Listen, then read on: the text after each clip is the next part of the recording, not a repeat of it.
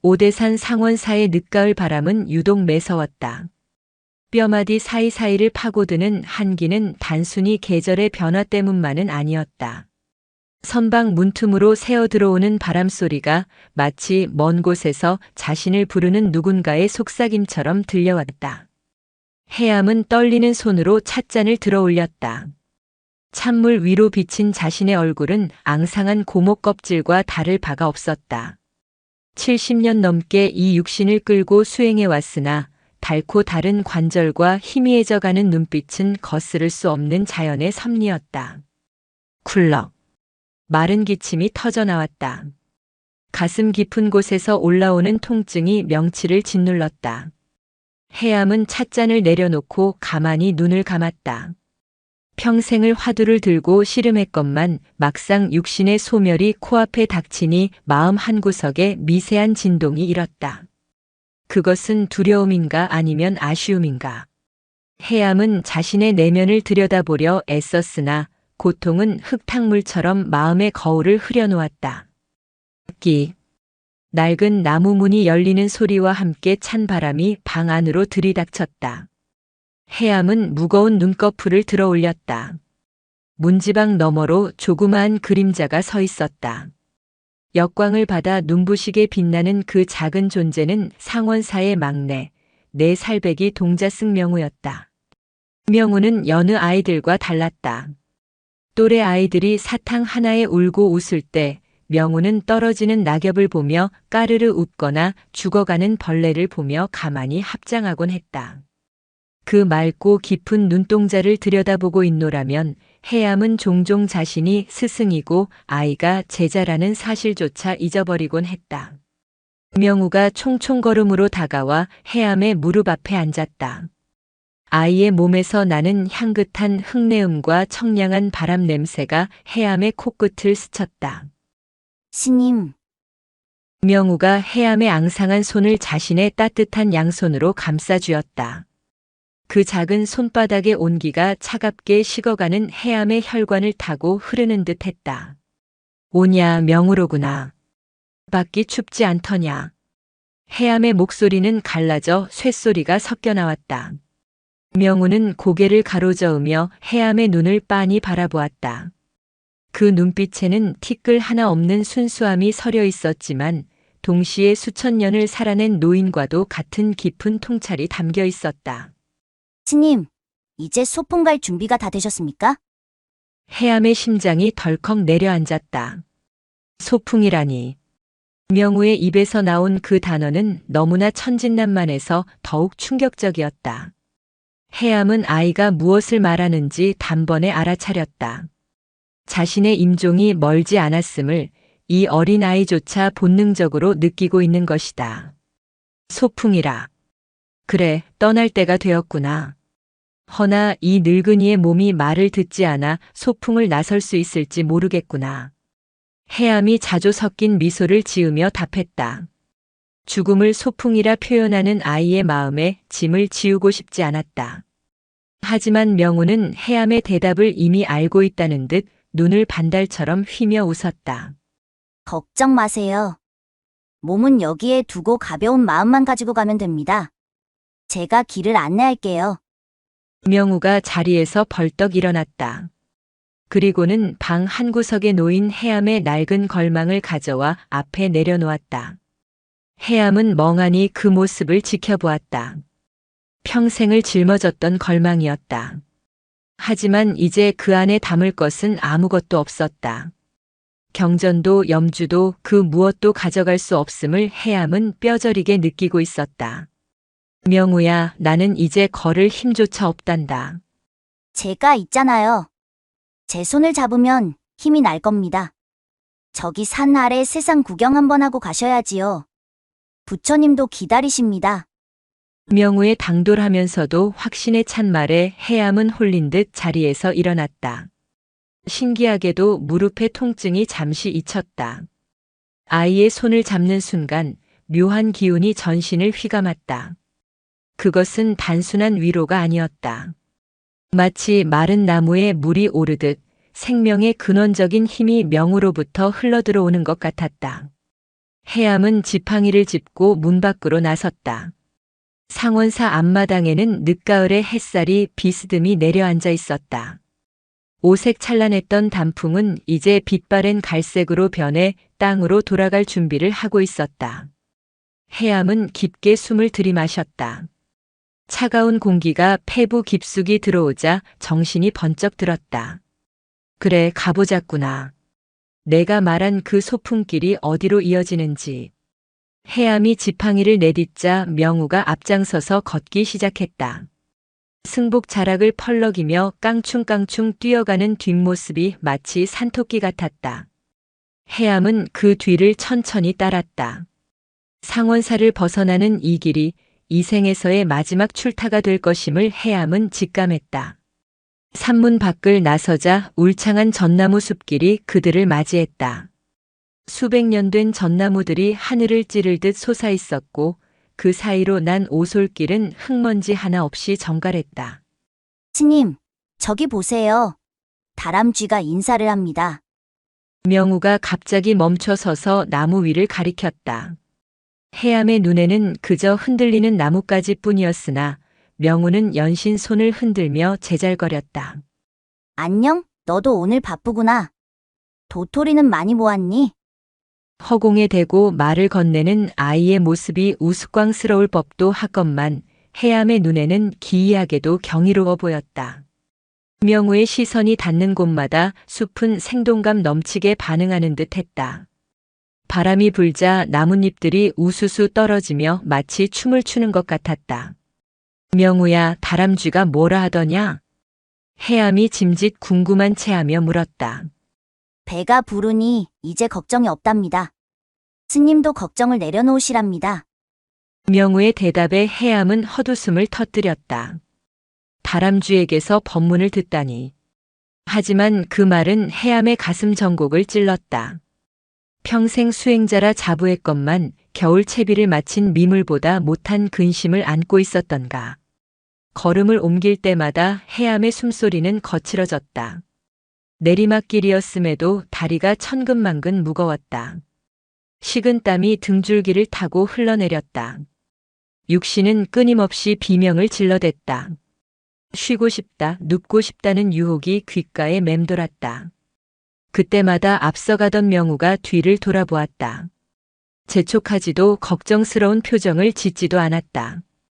그저 맑은 눈으로 해암을 응시할 뿐이었다.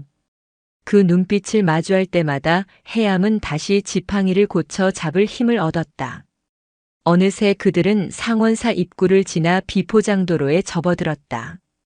흙길에는 자잘한 돌들이 박혀 있어 걷기가 더욱 힘들었다.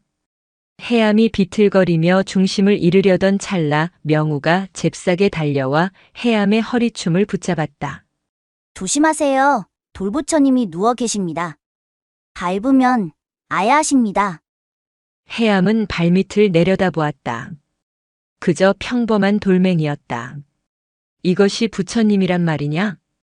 그럼요. 이 돌멩이도 저 풀포기도 지나가는 바람도 다 부처님입니다. 모양만 다를 뿐이지요. 명우는 돌멩이를 조심스럽게 집어 길가 풀숲으로 옮겨 놓았다. 그리고는 돌멩이를 향해 공손히 합장했다. 편히 쉬십시오. 해암은 망치로 머리를 얻어맞은 듯한 충격을 받았다. 처처불상 사사불공이라는 가르침을 수없이 되뇌고 설법해왔지만 정작 자신은 발밑의 돌멩이를 장애물로만 여겼을 뿐이었다. 이 어린아이의 눈에는 삼라만상이 그대로 부처의 현신으로 보이는 것이다. 해암은 떨리는 손을 들어 자신의 가슴을 쓸어내렸다. 육신의 고통에 매몰되어 보지 못했던 세상의 진짜 모습이 명우를 통해 조금씩 드러나고 있었다. 죽음이라는 거대한 그림자에 가려져 있던 빛이 아이의 말 한마디 한마디를 통해 새어나오고 있었다. 명우야, 내 스승은 내가 아니라 바로 너로구나. 해암의 혼잣말은 바람에 흩어졌다. 명우는 다시 앞장서서 걸었다. 해암은 고통스러운 육신을 이끌고 그 뒤를 따랐다. 이것은 단순한 하산이 아니었다.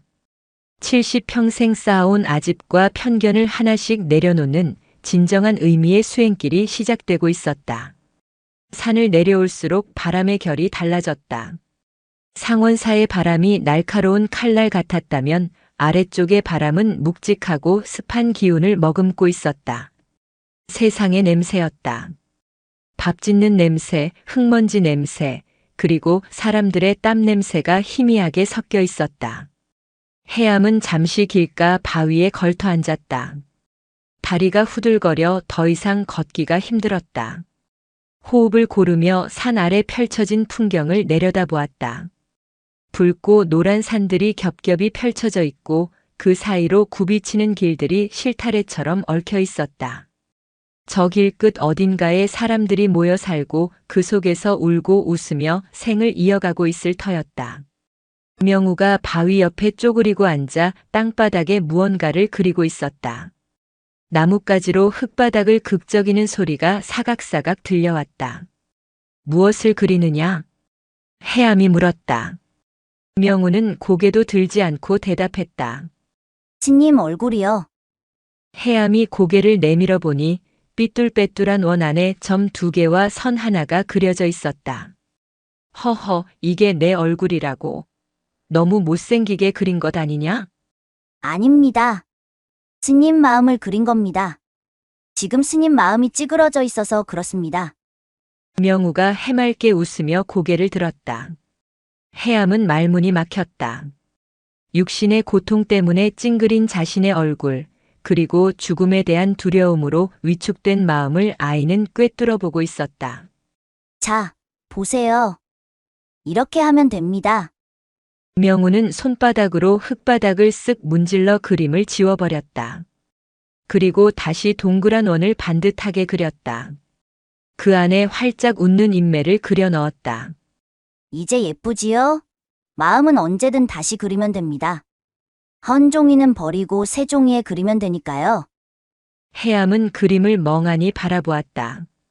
마음은 언제든 다시 그리면 된다.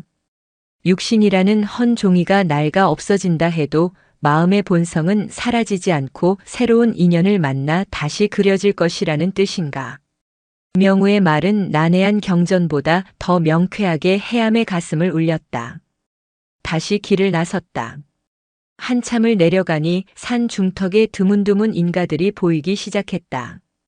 전기도 제대로 들어오지 않을 법한 깊은 산골 마을이었다. 밭에서 일하던 촐로들이 해암과 명우를 보고 허리를 펴며 인사를 건넸다. 스님, 어디까지 가십니까? 날이 찬데 고생이 많으십니다. 주름진 얼굴에 흑투성이 손을 한 노인이었다. 해암은 힘겹게 합장하며 고개를 숙였다. 그저 발길 닿는 대로 걷고 있습니다. 올해 농사는 잘 되셨는지요? 말도 마십시오. 가뭄이다 뭐다 해서 쭉정이뿐입니다. 그래도 어쩌겠습니까? 입에 풀칠이라도 하려면 땅을 파야지요. 노인은 씁쓸하게 웃으며 다시 호미질을 시작했다. 그 굽은 등에서 삶의 고단함이 짙게 배어나왔다. 명우가 쪼르르 밭두렁으로 달려가 노인 옆에 섰다. 할아버지, 흙이 아프다고 합니다. 노인이 깜짝 놀라 명우를 쳐다보았다. 뭐라? 흙이 아파? 네. 할아버지 마음이 무거워서 흙도 숨을 못 쉬겠대요. 호미질을 조금만 살살 해주세요. 명우가 노인의 거친 손등을 살며시 쓰다듬었다. 이제 안 아플 겁니다. 노인은 어이없다는 듯 껄껄 웃었지만 이내 눈가가 촉촉해졌다. 평생 땅을 파먹고 살면서 땅이 아플 거라고는, 자신의 고단함이 땅에게 전해질 거라고는 생각해 본 적이 없었다. 조그만 동자승의 손길이 닿자 노인의 딱딱하게 굳은 어깨가 거짓말처럼 풀어졌다. 허허, 그놈 참 신통하네. 내 평생 땅한테 미안하다는 생각은 처음 해보는구먼. 그래, 알았다. 살살 달래가며 하마. 노인은 주머니를 뒤적거려 쭈글쭈글한 고구마 2개를 꺼내 명우에게 쥐어주었다. 가다가 욕이나 하거라. 고맙습니다. 할아버지도 복 많이 받으세요. 명우는 고구마를 받아들고 해암에게 달려왔다. 스님, 이거 보세요. 할아버지 마음이 고구마처럼 달콤해졌어요. 해암은 명우의 손에 들린 고구마를 보며 생각에 잠겼다. 자신이 평생 강단에서 외쳤던 자비는 과연 무엇이었나? 높은 자리에 앉아 중생들을 내려다보며 설파했던 공허한 말들은 아니었나? 명우는 그저 다가가 손을 잡아주고 마음을 읽어주는 것만으로도 중생의 고통을 어루만지고 있었다. 그것은 배움이 아니라 본성이었다. 두 사람은 마을을 지나 더 깊은 숲길로 들어섰다. 해가 뉘엿뉘엿 넘어가며 산 그림자가 길게 드리워졌다. 해암의 걸음은 점점 더 느려졌다. 발을 뗄 때마다 발바닥이 불타는 듯 했다. 호흡은 턱 끝까지 차올랐고 눈앞이 가끔씩 하얗게 전멸했다. 한계였다. 명우야. 잠시만 쉬자꾸나. 해암이 큰 참나무 아래 주저앉았다. 등 뒤의 나무가 해암에 무너지는 몸을 받아주었다. 명우가 걱정스러운 눈빛으로 다가왔다. 하지만 이번에는 장난기 어린 표정이 아니었다. 스님, 많이 아프시지요? 그래. 육신이란 것이 참으로 질기고도 무겁구나. 벗어버리고 싶은데 쉽지가 않아. 해암은 솔직하게 털어놓았다. 체면도 위엄도 필요 없었다. 그저 한 인간으로서의 고백이었다. 스님, 명우가 해암의 얼굴 가까이 다가와 속삭였다. 아픈 건 스님이 아닙니다. 스님은 저기 맑은 하늘이고 아픈 건 지나가는 구름일 뿐입니다. 구름이 하늘을 가려도 하늘이 없어지는 건 아니잖아요? 명우는 해암의 가슴에 손을 얹었다. 여기에 진짜 스님이 계십니다. 끄떡없고 맑고 빛나는 스님이요. 아이의 손바닥을 통해 전해지는 온기가 해암의 가슴속 깊은 곳까지 파고들었다. 쇳덩이처럼 뭉쳐있던 통증이 조금씩 녹아내리는 느낌이었다. 나는 하늘이다. 고통은 구름이다. 해암은 마음속으로 되뇌었다. 관념으로만 알고 있던 진리가 명우의 손길을 통해 생생한 감각으로 되살아났다. 그때 어디선가 짐승의 울음소리가 들려왔다. 날카로운 비명 같기도 하고 구슬픈 신음 같기도 한 소리였다. 누군가 울고 있어요. 명우가 벌떡 일어났다. 소리가 나는 쪽은 길이 없는 덤불숲이었다. 명우야, 위험하다. 가지 마라. 해암이 말리려 했지만 명우는 이미 덤불 속으로 들어가고 있었다. 해암은 젖먹던 힘을 짜내어 지팡이를 짚고 일어섰다. 가시덤불이 승복을 잡아당기고 나뭇가지가 얼굴을 때렸지만 해암은 명우의 뒤를 쫓았다. 얼마나 들어갔을까? 작은 공터가 나타났고 그곳에는 올무에 걸린 고라니 한 마리가 피를 흘리며 쓰러져 있었다.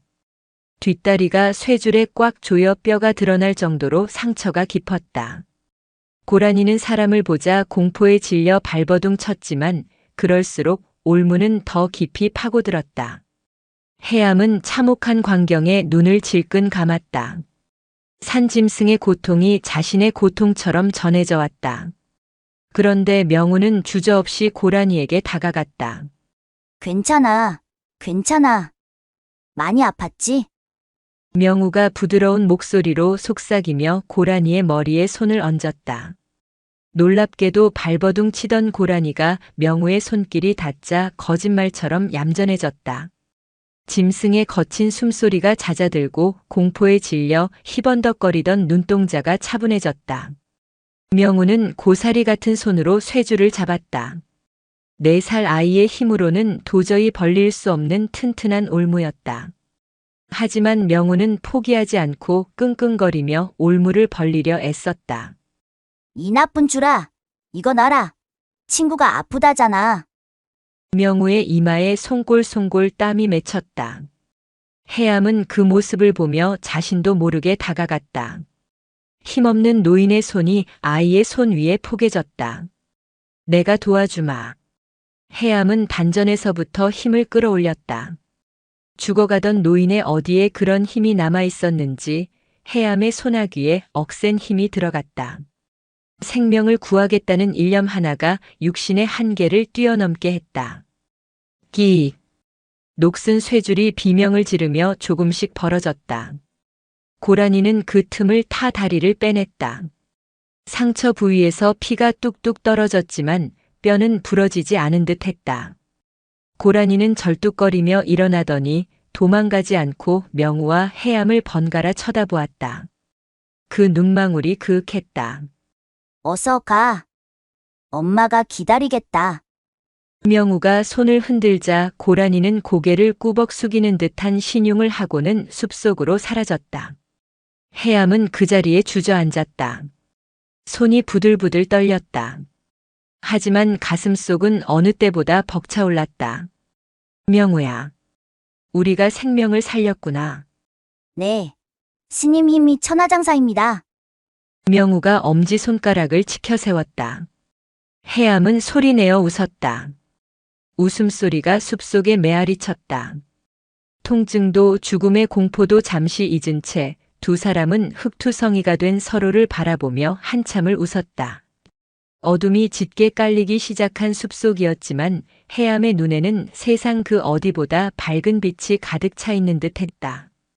그러나 그 평온도 잠시 숲의 어둠 너머에서 희미한 불빛 하나가 가물거리는 것이 보였다. 인가와는 동떨어진 깊은 산속, 해암은 본능적으로 그곳에 누군가 있음을 감지했다. 저 불빛, 누군가 살고 있는 모양이구나. 봐봐요, 스님. 저기서 누군가 우리를 부르고 있어요. 명우의 표정이 다시 진지해졌다. 아이는 어둠 속의 불빛을 응시하며 알 수 없는 표정을 지었다. 해암은 명우의 말에 이끌려 다시 지팡이를 짚었다. 그 불빛이 그들을 어디로 이끌지 해암은 알 수 없었지만 명우의 등 뒤를 따르는 발걸음에는 망설임이 없었다. 그것은 마지막 수행의 가장 깊은 골짜기로 들어가는 입구였다. 가물거리는 불빛은 생각보다 멀리 있었다. 밤이 깊어질수록 산길은 험해졌고 해암의 숨소리는 톱질하듯 거칠어졌다. 발바닥이 찢어질 듯 아팠으나 이상하게도 마음 한구석은 차분했다. 어둠 속에서 반짝이는 저 불빛이 마치 전생의 약속처럼 느껴졌기 때문이다. 한참을 걸어 도착한 곳은 산 중턱, 깎아지른 절벽 아래 위태롭게 서 있는 너와집이었다. 썩어가는 나무 지붕 위에는 이끼가 두껍게 덮여 있었고 문틈으로는 희미한 기름 냄새와 함께 비릿한 악취가 새어나왔다. 그것은 짐승의 냄새가 아니었다. 골마 터진 상처와 오래된 절망이 뒤섞인 죽음의 냄새였다. 계십니까?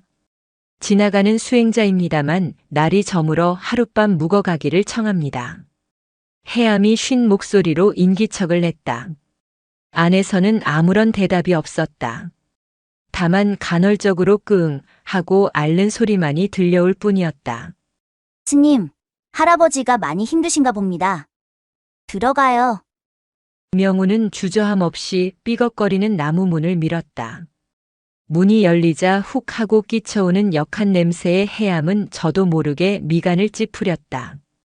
그러나 명우는 마치 꽃밭에 들어가는 아이처럼 표정 변화 하나 없이 방 안으로 발을 들였다.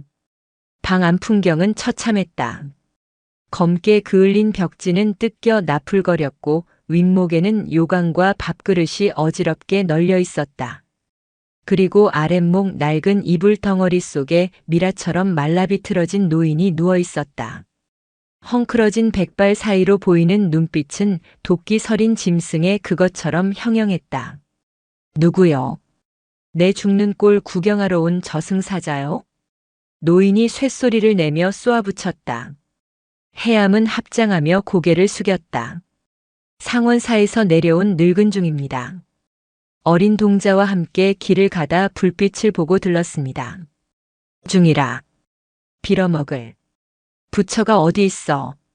내 평생을 착하게 살았건만 돌아온 건 이 썩어 문드러진 몸뚱어리뿐인데. 노인은 발작하듯 소리를 지르다 기침을 토해냈다. 쿨럭거릴 때마다 입을 들썩이며 썩은 내가 진동했다. 해암은 노인의 분노가 낯설지 않았다. 그것은 다름 아닌 죽음 앞에 선 자신의 내면 깊은 곳에 웅크리고 있던 억울함과 닮아 있었다. 평생을 수행했으나 결국 고통 속에 쓰러져가는 육신에 대한 원망. 노인은 해암에 감춰진 속마음을 거울처럼 비추고 있었다. 해암은 아무 말도 못하고 그 자리에 못 박힌 듯 서 있었다. 위로의 말조차 사치스럽게 느껴졌다. 그때 명우가 조용히 노인의 머리맡으로 다가갔다. 저리 가. 어린 것이 뭘 안다고 기어와. 노인이 앙상한 손을 휘저으며 고함을 쳤다. 하지만 명우는 피하지 않았다. 할아버지, 냄새가 납니다.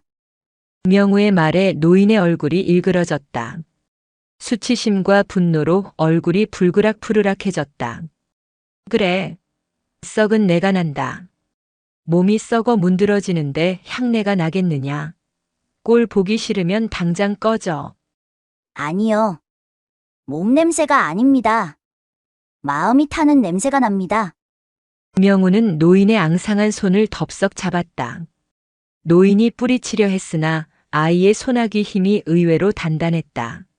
할아버지는 지금 화가 나서 속이 까맣게 타고 있어요. 그 탄내가 진동을 해서 제가 왔습니다. 노인은 멍하니 명우를 바라보았다. 썩은 몸 냄새가 아니라 마음 타는 냄새라니. 평생 들어본 적 없는 말이었다. 명우는 잡은 노인의 손을 자신의 볼에 갖다 대었다. 차갑지요? 제 볼은 따뜻합니다. 이 따뜻한 걸 나눠드릴게요. 노인의 손이 부들부들 떨렸다. 사람의 온기를 느껴본 지가 언제였던가. 자식들도 병수발에 지쳐 떠나고 마을 사람들도 전염병이라며 발길을 끄는 지 오래였다. 괴물 취급받던 자신을 스스럼 없이 만지는 아이의 맑은 눈동자 앞에서 노인의 서슬 퍼런 도끼가 조금씩 허물어지기 시작했다. 해암은 그 광경을 지켜보며 깊은 탄식을 내뱉었다. 자신은 냄새에 코를 막고 뒷걸음질 치려 했으나 명우는 그 악취 속으로 들어가 마음의 문을 두드리고 있었다. 누가 수행자이고 누가 중생인가. 해암은 부끄러움에 고개를 들 수 없었다. 밤은 깊어 정막이 감돌았지만 너와 집 안의 공기는 여전히 무거웠다. 해암은 방 한구석에 자리를 잡고 앉아 염주를 굴렸다. 노인을 위해 경전이라도 읽어주고 싶었으나 목이 잠겨 소리가 나오지 않았다. 그저 마음속으로 관세음보살을 찾을 뿐이었다. 노인은 진정이 된 듯 거친 숨을 몰아쉬며 천장을 응시하고 있었다. 명우는 노인의 옆에 쪼그리고 앉아 젖은 수건으로 노인의 이마를 닦아주고 있었다. 스님이라 했소. 한참 만에 노인이 입을 열었다. 예, 그렇습니다. 내가 전생에 무슨 죄를 그리 크게 지었기에 이런 벌을 받는단 말이오. 젊어서는 남의 집 머슴살이로 뼈가 빠지게 일했고 늙어서는 자식들 뒷바라지하느라 등골이 휘었어. 남의 눈에 눈물 나게 한 적 없고 도둑질 한 번 한 적 없는데 왜 하필 나란 말이오? 노인의 목소리에는 깊은 회한이 서려 있었다. 그것은 세상 모든 고통받는 이들의 공통된 절규였다. 왜 하필 나인가? 해암은 그 물음에 대한 정답을 알고 있었다. 인과응보, 전생의 업, 시절인연. 머릿속에는 수만 가지 교리가 스쳐 지나갔다. 하지만 그 어떤 말도 지금 이 노인의 고통을 덜어줄 수는 없었다. 교과서적인 설법은 칼이 되어 상처를 후벼 팔 뿐임을 해암은 알고 있었다. 처사님, 저 또한 평생을 부처님 법에 의지해 살았으나 늙고 병드니 처사님과 매한가지로 아프고 두렵습니다. 우리가 지은 업이 무엇인지 저도 다 알지는 못합니다. 다만 해암이 말을 잇지 못하고 머뭇거렸다. 그때 명우가 대야에 물을 떠와 노인의 발을 씻기기 시작했다. 고름이 굳어 양말과 살이 눌어붙은 처참한 발이었다. 할아버지, 발이 참 크시네요. 명우가 따뜻한 물로 발을 적시며 말했다. 이 큰 발로 험한 세상 걸어 다니시느라 고생 많으셨습니다. 이제 좀 쉬세요. 노인은 화들짝 놀라 발을 빼려 했다. 더럽다. 만지지 마라.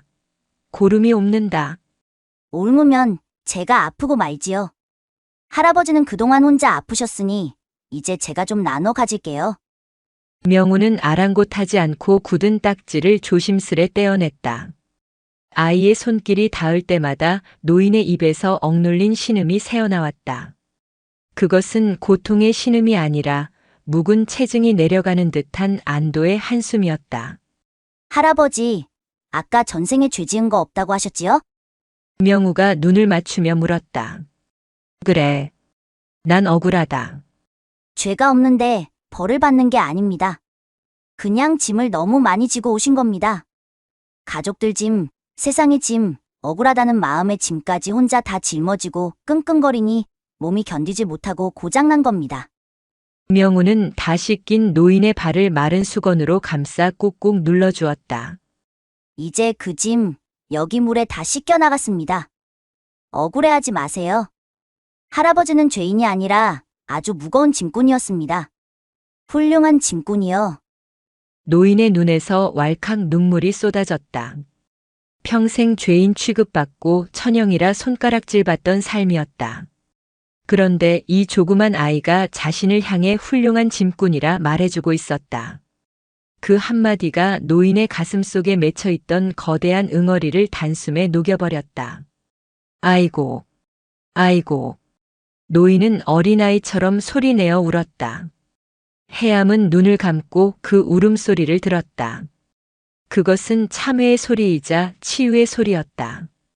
명우의 말은 경전 어디에도 없는 파격이었으나 그 어떤 법문보다도 강력했다. 해암은 명우를 보며 전율했다. 아이는 단순히 병을 고치는 것이 아니었다. 병을 바라보는 마음의 눈을 뜨게 하고 있었다. 죄가 아니라 짐이었다. 그 해석 하나가 지옥을 극락으로 바꾸고 있었다. 해암은 조용히 일어나 노인에게 다가갔다. 그리고 뼈만 남은 노인의 어깨를 감싸 안았다. 노인의 몸에서 나는 악취가 더 이상 역겹게 느껴지지 않았다. 그저 고단한 삶의 흔적일 뿐이었다. 고생하셨습니다, 처사님. 참으로 고생 많으셨습니다. 해암의 손에서 전해지는 체온에 노인의 울음소리가 잦아들었다. 너와 집의 밤은 그렇게 깊어갔다. 창호지 문 밖으로 매서운 바람이 불었으나 방 안에는 기이한 훈기가 감돌았다. 그것은 세 사람이 서로의 체온과 마음을 나누며 만들어낸 자비의 온기였다. 해암은 이 밤이 지나고 나면 자신 또한 묵은 짐을 내려놓을 수 있을 것 같은 예감이 들었다. 명우는 두 노인 사이에서 새근새근 잠이 들어 있었다. 그 평온한 얼굴 위로 달빛이 내려앉아 은은하게 빛나고 있었다. 새벽녘 얇은 창호지 틈으로 푸르스름한 여명이 스며들 때였다. 잠잠하던 노인이 갑자기 허공을 휘저으며 비명을 질렀다. 아, 온다, 또 온다. 저승사자들이 나를 잡으러 온다. 노인의 몸이 화로처럼 펄떡거렸다. 골마 터진 등창과 욕창에서 피고름이 다시 배어나와 이불을 적셨다. 고통은 육신을 넘어 영혼을 갉아먹는 듯 했다. 선잠을 자던 해암은 소스라치게 놀라 일어났다. 노인의 눈은 뒤집혀 흰자위만 보였고 입에는 거품을 물고 있었다. 처사님, 정신 차리십시오. 해암이 다급하게 노인의 어깨를 붙잡고 흔들었으나 노인의 몸은 불덩이처럼 뜨거웠다. 해암은 급히 머리맡에 정화수 그릇을 찾았으나 손이 떨려 물을 다 쏟고 말았다. 평생 수행으로 단련된 마음이라 자부했건만 생지옥 같은 고통 앞에서는 무력하기 짝이 없었다. 해암은 자신이 할 수 있는 것이 아무것도 없다는 절망감에 휩싸였다. 염불을 외려했으나 노인의 비명에 묻혀 자신의 목소리조차 들리지 않았다. 그때였다. 이불 속에서 부스스 일어난 명우가 비틀거리는 해암을 부축해 옆으로 물러나게 했다. 스님, 비켜보세요. 할아버지가 지금 꿈을 꾸고 계십니다. 아주 무서운 꿈을요. 명우의 목소리는 잠기운이 묻어 있었지만 기이할 정도로 침착했다. 명우는 발광하는 노인의 가슴 위로 올라가 앉았다. 그 작은 무게감이 느껴져서일까 노인의 몸부림이 잠시 멈칫했다. 명우는 고사리 같은 두 손을 비벼 열을 내더니 노인의 가장 고통스러운 환부인 아랫배와 명치 사이에 손바닥을 턱 얹었다. 할아버지, 저랑 숨바꼭질해요. 아픈 거 다 숨으라고 하세요. 제가 찾을 테니까. 아이의 엉뚱한 말에 노인이 헐떡이며 눈을 떴다. 초점 없는 눈동자가 명우의 얼굴을 향했다. 아프다. 뱃속에 불이 들었어. 뜨거워 죽겠어. 불이 아니에요. 할아버지가 꽉 쥐고 있어서 그래요. 미움도, 원망도, 억울함도 꽉 쥐고 놓질 않으니까 속에서 불이 나는 겁니다. 손을 펴보세요. 자, 저처럼요. 명우는 노인의 꽉 쥐어진 주먹을 억지로 펴게 했다. 그리고 자신의 손바닥을 노인의 펴진 손바닥에 맞대었다. 보세요. 아무것도 없지요? 빈손입니다. 올 때도 빈손이었고 갈 때도 빈손인데 할아버지는 왜 그렇게 무거운 돌멩이들을 가슴에 담고 계세요? 명우가 눈을 감고 나직하게 웅얼거렸다. 그것은 경전의 문구도 다란이도 아니었다. 그저 엄마가 아픈 아이에게 불러주는 자장가 같은 흥얼거림이었다. 아픈 것은 마음이 지어낸 안개다. 바람이 불면 흩어지는 안개다. 할아버지는 안개가 아니라 저기 떠있는 달입니다. 놀라운 일이 벌어졌다. 명우의 손바닥에서 아지랑이 같은 맑은 기운이 피어오르는가 싶더니 노인의 몸을 감싸고 있던 검은 기운들이 서서히 흩어지기 시작했다. 해암은 자신의 눈을 의심했다. 그것은 눈으로 보이는 빛이 아니었다. 마음의 눈으로 느껴지는 지독하게 따뜻하고 부드러운 자비의 파동이었다. 노인의 일그러졌던 미간이 서서히 펴졌다. 거칠게 오르내리던 가슴이 차분해지고 입가에 맺혔던 거품이 말라갔다. 노인은 마치 난생 처음 숨을 쉬어보는 사람처럼 깊고 길게 호흡을 내뱉었다. 시원. 하구나. 뱃속에 들어있던 뜨거운 돌덩이가 쑥 빠져나간 것 같아. 노인의 눈에서 맑은 눈물이 주르륵 흘러내려 귓바퀴를 적셨다. 고통이 사라진 자리에 평온이 깃들었다. 그것은 기적이라 부르기엔 너무나 자연스러운 치유였다. 꽁꽁 얼었던 얼음이 봄볕에 녹아내리는 것과 다를 바 없었다. 해암은 전율했다. 자신이 평생 찾아 헤매던 무아의 경지가 저 어린 동자의 손끝에서 실현되고 있었다. 해암은 무릎을 꿇고 앉아 합장했다. 그것은 명우에 대한 예의가 아니었다. 명우를 통해 드러난 거대한 불성, 그 자체에 대한 경배였다. 이제 됐습니다. 할아버지, 이제 안 아프지요? 명우가 배시시 웃으며 노인의 배에서 내려왔다. 그래, 안 아프다. 내 평생 이렇게 몸이 가벼운 적은 처음이다. 꼬마 스님, 아니 생불님, 정말 고맙습니다. 노인이 몸을 일으키려 하자 명우가 급히 말렸다. 더 주무세요. 꿈에서 깨어나려면 시간이 좀 걸립니다. 푹 주무시고 일어나면 개운할 겁니다. 노인은 명우의 말에 최면에 걸린 듯 다시 스르르 눈을 감았다. 이번에는 고통에 찬 잠이 아니라 어머니 품속 같은 달콤한 꿀잠이었다. 방 안을 가득 채우던 악취마저 사라지고 대신 은은한 소량기가 감돌았다. 해암은 명우를 바라보았다. 아이는 큰일을 치르고 난 뒤라 피곤했는지 하품을 쩍 하더니 해암의 무릎을 베고 누웠다. 명우야, 내가 정녕 사람을 살렸구나. 해암이 떨리는 손으로 명우의 볼을 쓰다듬었다. 제가 살린 게 아닙니다.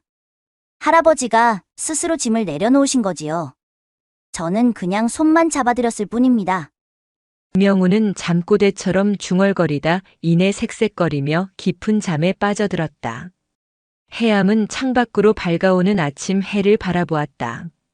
어둠은 빛을 이길 수 없고 고통은 자비를 이길 수 없다. 그 단순하고 명료한 진리가 해암의 가슴에 벼락처럼 꽂혔다.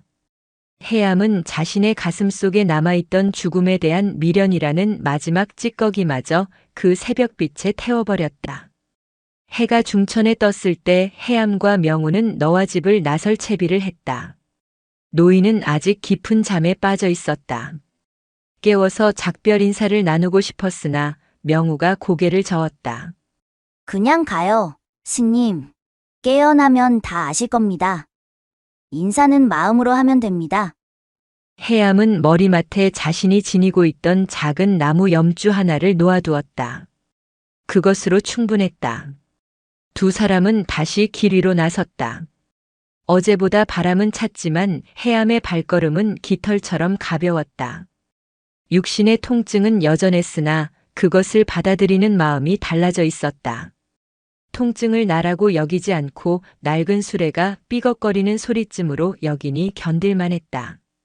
산길을 내려오자 계곡 물소리가 들려왔다.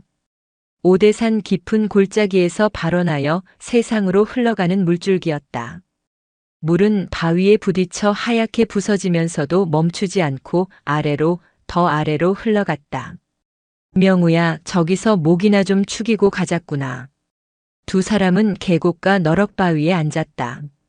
맑은 물에 얼굴을 비추니 주름진 노승과 뽀얀 동자승의 얼굴이 나란히 떠올랐다.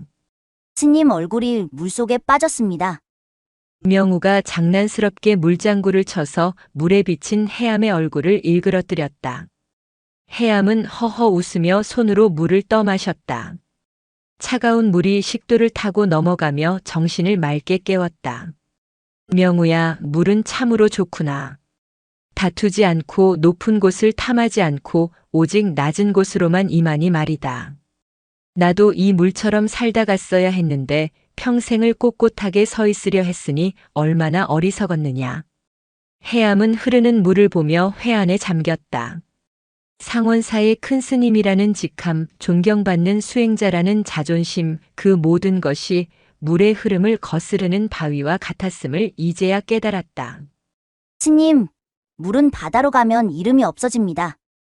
계곡물도 강물도 빗물도 다 바다에 섞여서 그냥 큰 물이 됩니다. 스님도 이제 바다로 가시는 겁니다. 이름표 떼고 무거운 옷 벗고 그냥 풍덩하고 빠지시면 됩니다. 명우는 물수 제비를 뜨며 무심하게 툭 던졌다. 바다라. 그래, 죽음은 소멸이 아니라 큰 바다로 돌아가는 것이겠지. 내 말이 스승의 법문보다 낫구나. 해암은 젖은 손으로 얼굴을 닦았다. 물기가 마르면서 피부가 당겨왔지만 그 감각조차 생생한 삶의 증거로 느껴졌다. 다시 길을 걷기 시작했다. 이제 산길은 끝나고 포장된 도로가 나타났다. 가끔 차들이 쌩하고 지나가며 흙먼지를 일으켰다. 세상의 속도는 산속과는 비교도 안 될 만큼 빨랐다. 해암은 그 소음에 현기증을 느꼈다. 길가에 억새밭이 드넓게 펼쳐져 있었다. 은빛 억새들이 바람에 몸을 맡기고 누웠다 일어났다를 반복하고 있었다. 그 모습이 마치 수만 명의 대중이 절을 올리는 것 같았다. 와, 춤춘다. 억새들이 춤을 춰요. 명우가 억새밭 사이로 뛰어들었다. 아이의 키보다 큰 억새들이 명우를 감쌌다. 해암은 그 모습을 흐뭇하게 바라보았다.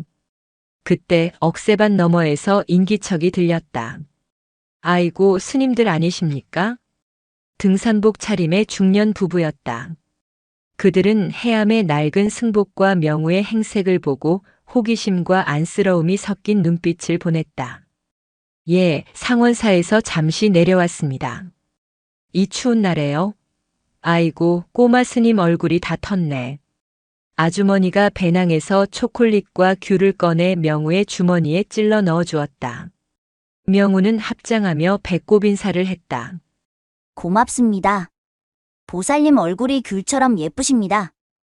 아주머니가 까르르 웃음을 터뜨렸다. 어머나, 말도 참 예쁘게 하네. 스님, 저희가 읍내까지 태워드릴까요?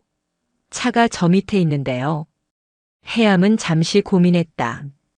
몸은 한계에 다다랐고 차를 타면 편안히 갈 수 있을 것이다. 하지만 그는 고개를 저었다. 마음은 감사하나 저희는 걸어가야 할 길이 있습니다. 두 발로 땅을 밟으며 마쳐야 할 숙제가 남아서요. 아, 예. 그러시군요. 그럼 조심히 가십시오. 부부는 아쉬운 듯 몇 번이나 뒤를 돌아보며 멀어졌다. 해암은 그들의 뒷모습을 보며 다시 지팡이를 고쳐 잡았다. 편안함을 택하는 순간 이 마지막 수행의 의미는 퇴색될 것이다. 고통을 피하지 않고 온전히 밟고 지나가야만 닿을 수 있는 곳이 있었다. 명우야, 힘들지 않으냐? 힘들면 쉬면 되고 다리 아프면 주무르면 됩니다. 저는 스님이랑 걷는 게 제일 재밌습니다. 명우가 초콜릿 하나를 까서 해암의 입에 넣어 주었다. 달콤하고 쌉싸름한 맛이 입안에 퍼졌다. 달구나. 세상의 맛이 이리 달콤했던가. 해암은 오물오물 초콜릿을 녹여 먹었다. 평생 단 것을 멀리했으나 지금 이 순간 제자가 주는 초콜릿은 감로수와 같았다. 어느덧 해가 서산으로 기울고 있었다. 그림자가 길게 늘어졌다. 해암은 자신의 그림자를 보았다. 검고 긴 그림자. 이제 곧 저 그림자마저 사라질 어둠이 올 것이다. 하지만 두렵지 않았다. 옆에 빛나는 작은 태양 명우가 있었으니까. 스님, 이제 다시 올라가야지요. 상원사로요. 명우가 산 정상을 가리켰다. 멀리 오대산 비로봉이 노을에 붉게 물들어 있었다. 그래, 가야지. 내 집으로, 내 본래 자리로 돌아가야지. 이제부터는 다시 오르막길이었다. 내려올 때보다 몇 배는 더 힘들 고행길이 될 터였다. 하지만 해암의 눈빛은 흔들림이 없었다. 그는 이제 죽음을 향해 걷는 것이 아니었다. 완성된 삶을 향해, 그리고 영원한 휴식을 향해 한 발 한 발 나아가는 순례자였다. 자, 명우야. 내 손을 잡아다오. 이 늙은이 마지막 힘을 좀 내보마.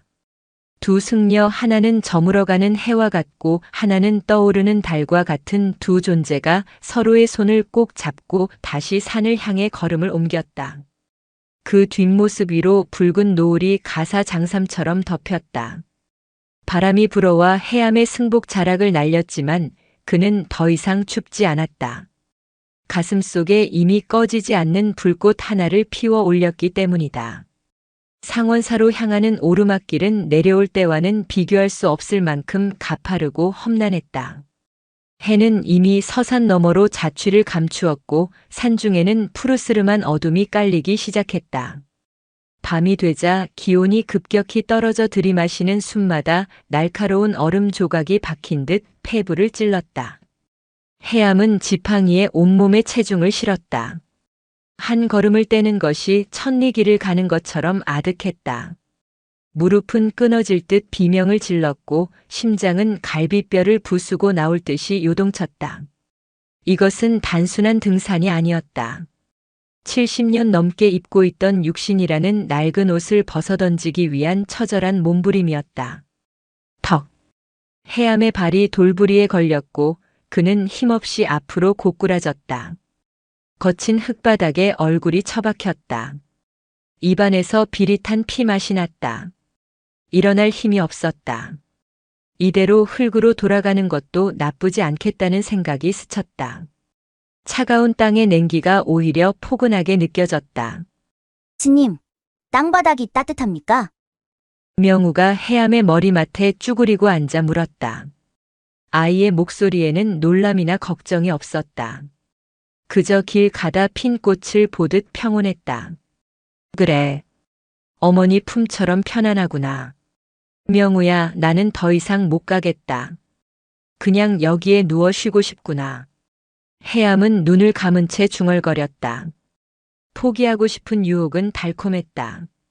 매미가 껍질을 벗을 때 아주 많이 아프다고 합니다. 하지만 그 껍질을 벗지 않으면 날개를 펼 수 없어요. 스님은 지금 날개를 꺼내는 중입니다. 명우는 해암의 흙 묻은 뺨을 고사리 같은 손으로 털어주었다. 조금만 더 힘을 내세요. 저기 위에서 달림이 스님 오시기만을 기다리고 있습니다. 해암은 눈을 떴다. 명우의 등 뒤로 나뭇가지 사이로 하얀 달이 걸려 있었다. 그 달빛이 명우의 머리 위로 쏟아져 내려 아이는 마치 달에서 내려온 사자처럼 보였다. 날개를 꺼내는 중이라. 육신의 고통을 산통으로 비유한 아이의 말에 해암은 정신이 번쩍 들었다. 으차. 해암은 신음과 함께 몸을 일으켰다. 손톱 밑에 흙이 박히고 무릎이 까졌지만 눈빛만은 다시 형형하게 빛났다. 다시 걷기 시작했다. 바람이 더욱 거세졌다. 윙윙거리는 바람 소리가 마치 전생의 업보들이 해암을 부르는 소리 같았다. 해암은 그 소리를 뚫고 묵묵히 발을 옮겼다. 중간쯤 올랐을까 길가에 말라 죽은 고목 한 그루가 서 있었다. 속은 텅 비고 껍질만 남은 나무였다. 해암은 그 나무를 붙잡고 거친 숨을 몰아쉬었다. 명우야, 저 나무를 보아라. 나랑 꼭 닮지 않았느냐. 속은 다 타버리고 껍데기만 남아서 겨우 버티고 서 있는 꼴이 말이다. 명우는 고목의 텅 빈 구멍 안을 들여다보았다. 아니요. 스님은 틀렸습니다. 이 나무는 죽은 게 아닙니다. 속을 비웠기 때문에 다른 생명들을 품을 수 있는 겁니다. 여기 보세요. 다람쥐가 도토리를 숨겨놨고 버섯도 자라고 있습니다. 명우가 구멍 안을 가리켰다.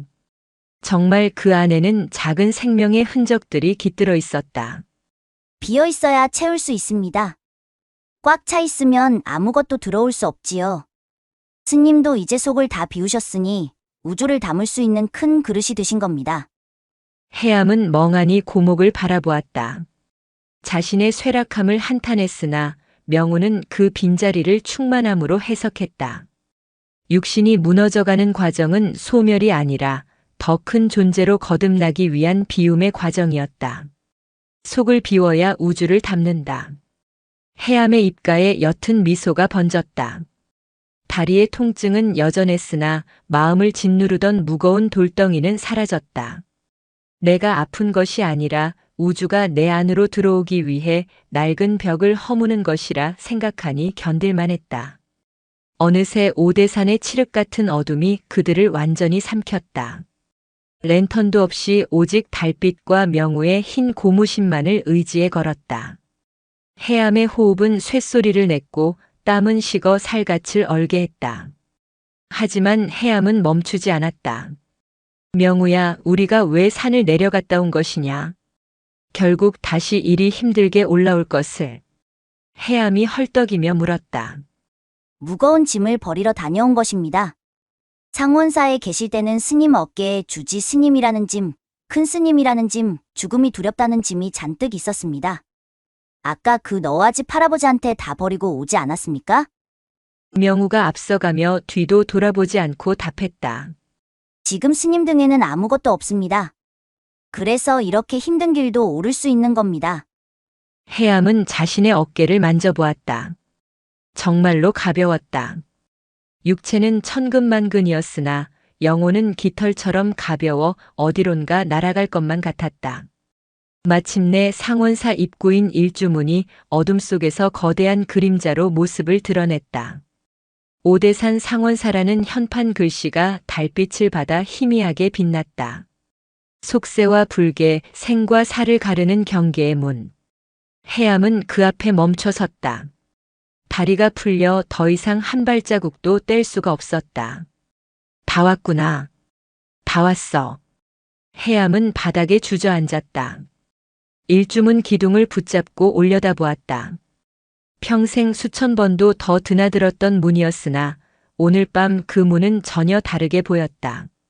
그곳은 단순한 문이 아니라 이승에서의 삶을 마감하고 영원한 세계로 들어가는 블랙홀과도 같았다. 스님, 왜 안 들어오십니까? 부처님이 차 한 잔 마시자고 기다리십니다. 명우는 이미 일주문을 지나 저만치 안쪽에서 손을 흔들고 있었다. 명우야, 나는 이제 힘이 다했다. 내 발로 저 문턱을 넘을 수가 없구나. 해암의 고개가 툭 떨어졌다. 시야가 흐려지고 의식이 가물거렸다. 죽음이 코앞까지 다가와 손짓하고 있었다. 그때였다. 하늘에서 하얀 눈송이가 하나둘 떨어지기 시작했다. 늦가을의 끝자락에서 만난 첫눈이었다. 차가운 눈송이가 해암의 뜨거운 이마에 닿아 녹아내렸다. 그 서늘한 감각에 해암은 다시 눈을 떴다. 눈앞에 명우가 다가와 있었다. 스님, 문이 어디 있습니까? 명우의 뚱딴지 같은 질문에 해암은 힘겹게 고개를 들어 일주문을 가리켰다. 저기 있지 않느냐? 저건 그냥 나무 기둥입니다. 안과 밖을 나누는 문은 스님 마음속에만 있습니다. 스님이 여기를 밖이라 생각하면 밖이고 아니라 생각하면 아닙니다. 명우는 일주문 기둥 주위를 빙글빙글 돌며 웃었다. 보세요. 저는 들락날락해도 아무렇지 않습니다. 여기도 부처님 땅이고 저기도 부처님 땅입니다. 경계는 없습니다. 어서 오세요. 명우가 해암의 손을 잡아 끌었다. 아이의 손에서 뿜어져 나오는 강한 기운이 해암의 단전을 자극했다. 해암은 홀린 듯 몸을 일으켰다. 경계는 없다. 해암은 일주문을 통과했다. 문지방을 넘는 순간 기이한 현상이 일어났다. 평생 그를 괴롭혔던 육신의 고통이 거짓말처럼 사라졌다. 아니, 통증은 그대로 있었으나 그것을 느끼는 나라는 주체가 사라진 느낌이었다. 마치 강물이 바다에 합류하는 순간 강물로서의 정체성을 잃어버리는 대신 거대한 바다가 되는 것과 같았다. 경내에 들어서자 눈발은 더욱 굵어졌다. 하얀 눈이 해암의 낡은 승복을 덮고 상원사의 마당을 하얗게 지워가고 있었다. 세상의 모든 소음이 눈 속에 파묻혀 고요해졌다. 아! 해암은 탄성을 내질렀다. 대웅전의 문살 틈으로 새어나오는 황금빛 불빛이 눈송이 사이로 번져 보였다. 그것은 극락의 빛이었다. 상원사의 젊은 스님들이 인기척을 느끼고 뛰어나왔다. 큰 스님, 아니, 이 밤중에 어디를 다녀오십니까? 몸도 편찮으신 분이. 제자들의 목소리에는 걱정과 원망이 섞여 있었다. 그들은 해암의 헬쑥해진 얼굴과 흑투성이 승복을 보고 경악했다. 급히 해암을 부축하려 달려들었다. 하지만 해암은 손을 들어 그들을 제지했다. 나를 잡지 마라. 나는 지금 내 두 발로 가장 온전한 정신으로 서 있다. 해암의 목소리는 작았지만 위엄이 서려 있었다. 제자들은 해암의 달라진 눈빛에 압도되어 주춤거렸다. 죽음을 앞둔 노인의 눈빛이 아니었다. 갓 깨달음을 얻은 선승의 맑고 깊은 눈빛이었다. 해암은 옆에 서 있는 명우를 보며 미소 지었다. 제자들의 눈에는 그저 어린 동자승이 서 있는 것으로 보였겠지만 해암의 눈에는 관세음 보살의 화신이 미소 짓고 있는 것으로 보였다. 명우야, 고맙다. 내 덕분에 길을 잃지 않고 돌아왔다. 아닙니다. 스님이 길을 만드신 겁니다. 저는 그저 따라왔을 뿐입니다. 명우는 합장하며 고개를 숙였다. 해암은 천천히 자신의 처소인 선방으로 걸음을 옮겼다. 눈을 밟는 소리가 뽀드득 뽀드득하며 정적을 깼다. 그 소리가 마치 해암의 생의 마지막 발자국을 기록하는 소리처럼 들렸다. 방 앞에 다다르자 해암은 신발을 가지런히 벗었다. 그리고 뒤를 돌아 눈 덮인 마당을, 묵묵히 서 있는 대웅전을, 그리고 하늘에서 쏟아지는 눈송이들을 바라보았다. 참으로 아름다운 세상이구나. 이토록 찬란한 곳을 두고 나는 무엇을 찾아 헤맸던가. 해암의 눈가에 이슬이 맺혔다. 그것은 회한의 눈물이 아니라 감사의 눈물이었다. 70평생 눈뜨고도 보지 못했던 세상의 진면목을 생의 마지막 순간에야 비로소 온전히 마주하게 된 것이다. 스님, 춥습니다. 들어가시지요. 명우가 문을 열었다. 따뜻한 온기가 해암을 맞이했다. 해암은 방 안으로 들어갔다. 이제 마지막 남은 일은 이 육신의 옷을 단정히 벗어두고 떠나는 것뿐이었다. 문이 닫히고 밖에는 하염없이 눈이 내렸다. 오대산의 밤은 깊었고 해암의 마지막 밤도 그렇게 깊어가고 있었다. 상원사의 밤은 깊고 고요했다. 창밖에는 한방눈이 소리 없이 쌓여온 세상을 하얗게 지우고 있었다. 해암의 방 안에는 묵직한 침묵만이 감돌았다. 방 한가운데 해암이 가부좌를 틀고 앉아 있었고 그 주위로 상원사의 대중 스님들이 침통한 표정으로 둘러앉아 있었다. 해암의 호흡은 가느다랗지만 규칙적이었다. 촛불이 바람 없는 방 안에서도 가끔 흔들리듯 그의 생명 불꽃도 마지막 연소를 준비하고 있었다. 제자들은 스승의 마지막 가는 길을 지키기 위해 숨소리조차 죽이고 있었으나 간혹 터져나오는 울음 섞인 흐느낌은 막을 수 없었다. 울지 마라. 해암이 눈을 감은 채 나직하게 말했다. 힘이 빠진 목소리였으나 그 안에는 서리빨 같은 엄격함이 서려 있었다. 내가 입던 헌옷이 다 해져서 새 옷으로 갈아입으러 가는데 그게 무엇이 슬퍼 울더란 말이냐. 너희의 눈물은 나를 위한 것이냐 아니면 떠나는 나를 붙잡고 싶은 너희의 욕심 때문이냐. 제자들은 고개를 숙였다. 해암은 천천히 눈을 뜨고 제자들을 하나하나 둘러보았다. 평생을 함께 수행해온 도반이자 자식 같은 이들이었다. 내 평생 수만 마디의 법문을 했으나 오늘 밤 저 눈 내리는 소리보다 못한 헛소리들이었다. 진리는 말이 아니라 젖들 앞에 잣나무에 있고 처마 끝에 매달린 고드름에 있는 것을. 그때 문이 조용히 열리고 명우가 들어왔다. 명우의 손에는 작은 찻상 하나가 들려 있었다. 김이 모락모락 피어오르는 찻잔 2개가 놓여 있었다. 아이는 스님들이 빽빽하게 앉아있는 틈을 비집고 들어와 해암의 앞에 찻상을 내려놓았다. 스님, 목마르시지요? 차 한 잔 드세요. 명우의 목소리는 명랑했다. 마치 소풍 다녀온 이야기를 하려는 아이처럼 들떴다. 엄숙한 분위기에 젖어있던 제자들은 당황하여 명우를 제지하려 했으나 해암이 손을 들어 말렸다. 그래, 명우가 주는 차 맛이 궁금하구나. 해암은 떨리는 손으로 찻잔을 들었다. 따뜻한 온기가 손가락 끝을 타고 전해져 왔다. 차를 한 모금 머금자 쌉싸름하면서도 끝맛이 달콤한 향이 입안 가득 퍼졌다. 향이 좋구나. 무슨 차냐? 이슬 차입니다. 오늘 아침에 풀잎들이 밤새 울어서 만든 눈물 모은 겁니다. 스님, 가시는 길 목마르지 말라고요. 해암은 빙글에 미소 지었다. 풀잎의 눈물이라. 세상 모든 존재의 슬픔과 기쁨이 이 작은 찻잔 안에 담겨 있었다. 명우야, 나는 이제 먼 길을 떠난다. 다시는 돌아오지 못할 수도 있다. 해암이 찻잔을 내려놓으며 말했다. 명우는 자신의 찻잔을 호호 불며 대답했다. 거짓말하지 마세요. 스님은 어디 안 가십니다. 제자들이 술렁거렸다. 어린아이가 죽음을 이해하지 못해하는 말이라 생각했다. 하지만 해암은 명우의 눈을 빤히 바라보았다. 어째서 안 간다고 하느냐? 바다에 파도가 친다고 바다가 없어집니까?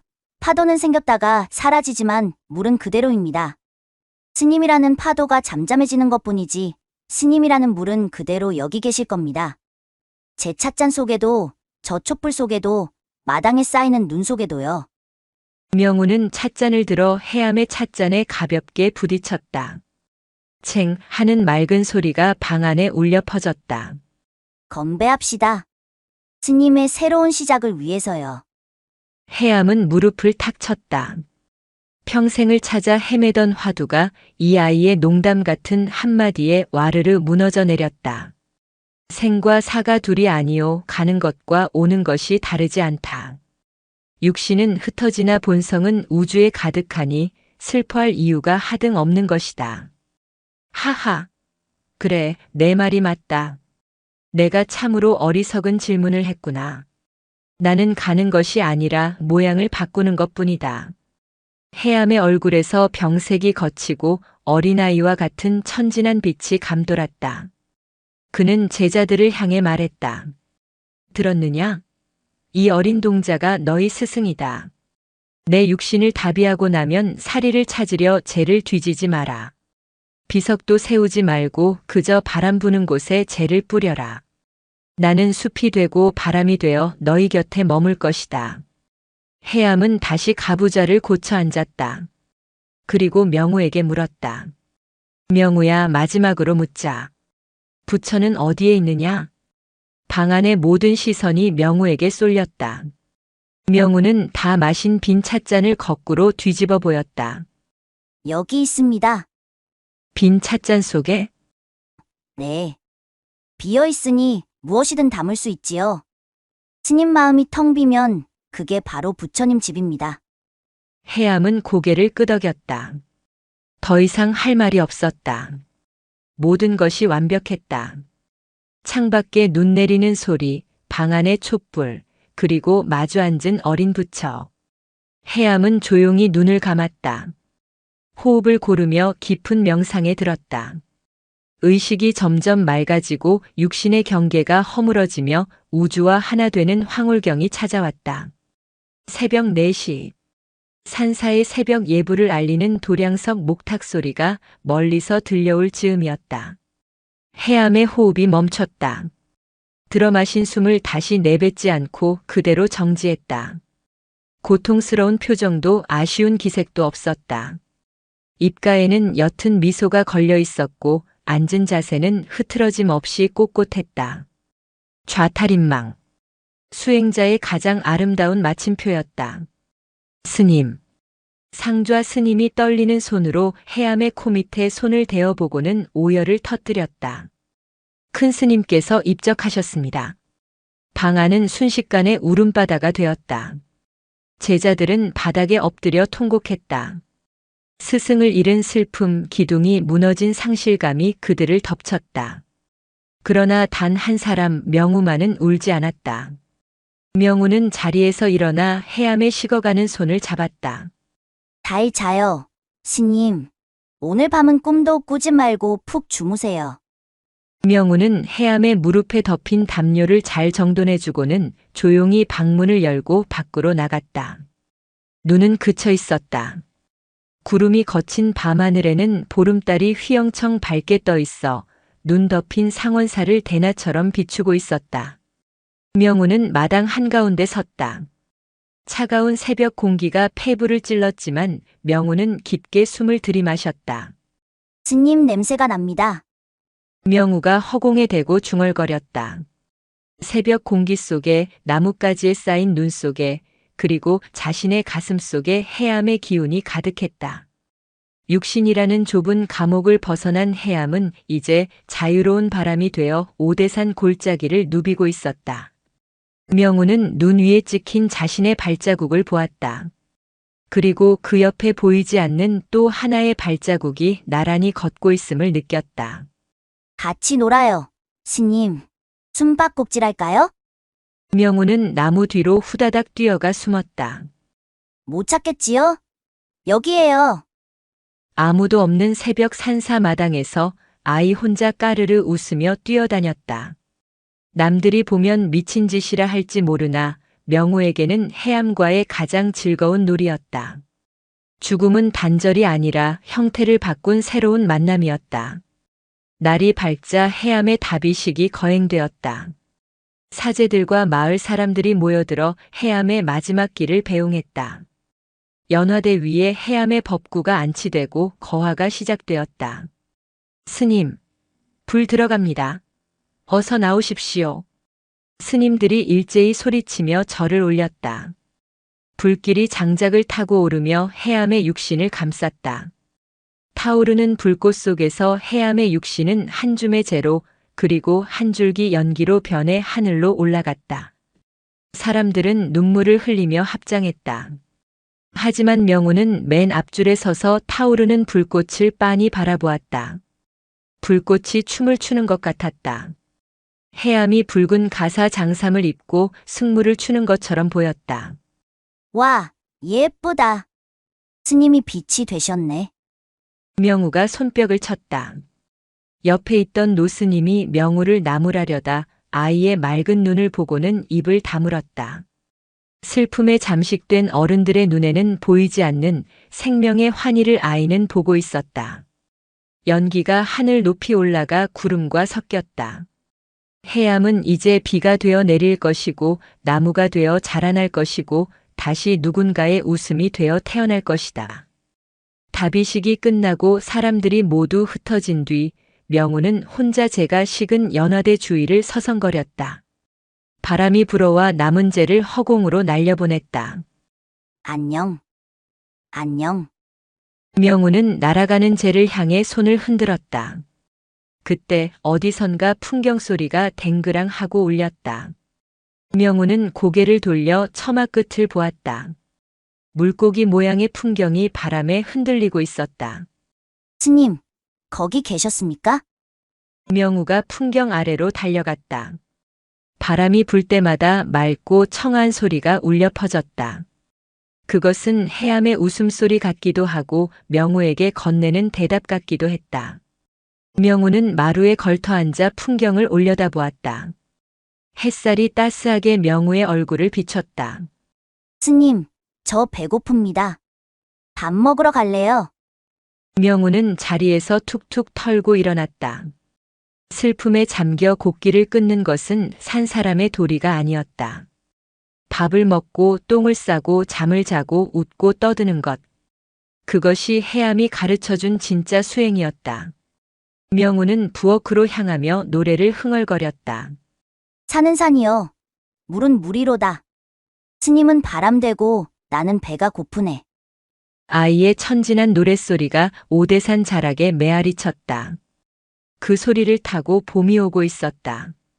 겨울이 가면 봄이 오듯 죽음 뒤에는 반드시 새로운 생명이 싹튼다. 명우의 뒷모습 위로 따스한 햇볕이 쏟아졌다. 해암은 떠났으나 아무것도 사라지지 않았다. 오대산의 숲은 여전히 푸르고 명우의 눈동자는 여전히 맑았으니까. 이야기는 끝났으나 끝나지 않았다. 삼남한상이 그대로 하나의 거대한 이야기였기에 상원사의 하루가 다시 시작되었다.